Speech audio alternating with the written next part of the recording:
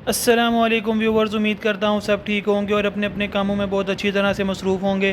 तो आज मैं हाज़िर हुआ हूँ बहुत अहम टॉपिक के साथ और बहुत ज़्यादा पूछे जाने वाले सवाल के साथ, जो कि आम तौर पे समर सीज़न में पूछा जाता है।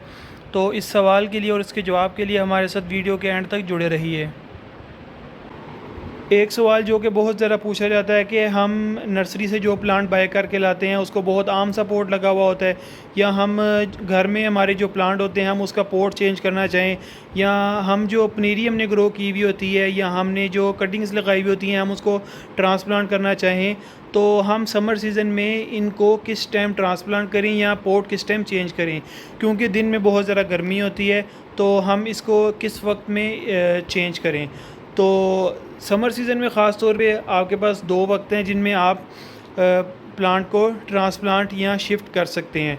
तो एक पहला वक्त ये है कि जी आप उसको फजर के बाद, जो सबसे बेहतर वक्त है वो यही है कि आप फजर के बाद से लेके उसको तकरीबन 10 बजे तक, जब तक कि धूप तेज़ नहीं होती, बहुत ज़रा उसमें गर्म लू नहीं आ जाती, तब तक आप उसको अपने पोट को चेंज कर सकते हैं। दूसरा वक्त ये है कि आप तकरीबन 5 बजे के बाद, जबकि धूप की जो गर्मी होती है वो कम हो गई होती है, तो तब आप उसको अपने पोट को चेंज कर सकते हैं या पनीरी को ट्रांसप्लांट कर सकते हैं। तो उसमें आपने ट्रांसप्लांट करते वक्त एक बात का ख्याल रखना है कि जो आप उसमें सोइल इस्तेमाल कर रहे हैं वो गर्म ना हो, क्योंकि गर्मी की वजह से सोइल गर्म हो जाती है, जिसकी वजह से आपका पौधा स्ट्रेस में आ सकता है। तो आप इस बात का ख्याल रखेंगे तो इंशाल्लाह आपका प्लांट स्ट्रेस में नहीं आएगा। तो उम्मीद करता हूँ कि आपको आपके सवाल का जवाब अच्छी तरह से मिल गया होगा।